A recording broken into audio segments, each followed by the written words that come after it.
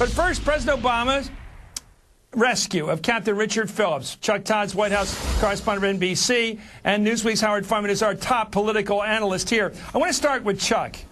This first time, it must be something for a White House to know it can do what it sets out to do, even in this kind of limited action.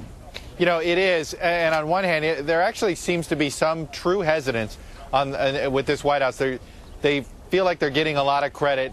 And I think they're almost nervous that they're getting too much credit, because you pointed out in the show introduction, Chris, had it gone badly, it would have been a big political problem for him. Obviously, it didn't go badly. It went well. Now, what are the unintended consequences of this? What does this mean for future policy when it comes to Somalia? You know, how are we classifying these pirates? Are they pirates? Is it part of a wider war that we're dealing with on terrorism? You know, there's all sorts of a Pandora's box that could get opened up here. But for now, they're getting plenty of accolades. But I do really sense that they're almost nervous they're getting too much credit, because they're worried it was a small window into sort of some of the day-to-day things that a president has to deal with, but it was just a very small window. Let me ask you about the implications for the military, because a lot of people come to serve as they're growing up. They're 17 or 18-year-old now, and they're joining the services. They're volunteering to be part of our volunteer army and the rest of the services. This is going to help, isn't it? I love the fact that the president gives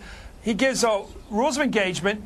He says, these are the standing orders. Right. I want you to carry them out. You carry them out. I say, yes, good. We move on. There's something clear, there's something crackling about that sometimes is missing in our civilian control of the military. Howard, let me ask you this about direct orders from the civilian control of our government.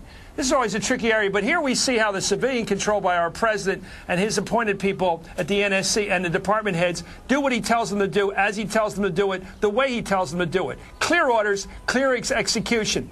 Is this the way it worked with Cheney and Bush with regard to issues like torture and the way we did interrogations? Because if it's this transparent here, why is it always so foggy in those other cases? Well, because they want it to be foggy? Yeah, they wanted it to be foggy. They wanted a certain amount of deniability. According to some reporting that we're hearing now, there was a completely off-the-books unit that almost nobody knew anything about except the vice president. At least that's what Seymour Hersh is alleging. Yeah. Here, not only was it transparent, but it was a clear moral choice here, too.